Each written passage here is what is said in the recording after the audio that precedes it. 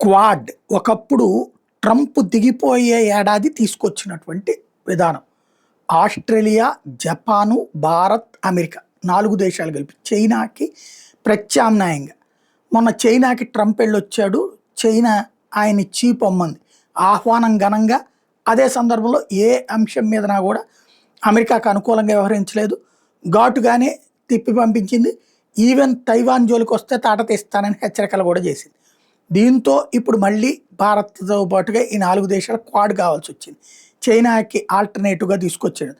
అది మళ్ళీ ఇప్పుడు విదేశాంగ మంత్రుల మీటింగ్ భారతదేశంలో జరుగుతుంది. జైశంకర్ అధ్యక్షతన క్వాడ్, అటు ఆస్ట్రేలియా, అటు జపాన్, ఇటు అమెరికా విదేశాంగ మంత్రులు నలుగురు కూర్చుని భవిష్యత్ ప్రణాళికలు చర్చిస్తారు. ఎస్పెషల్లీ ఈ తాజాగా జరుగుతున్నటువంటి యుద్ధ వాతావరణాన్ని పురస్కరించుకుని.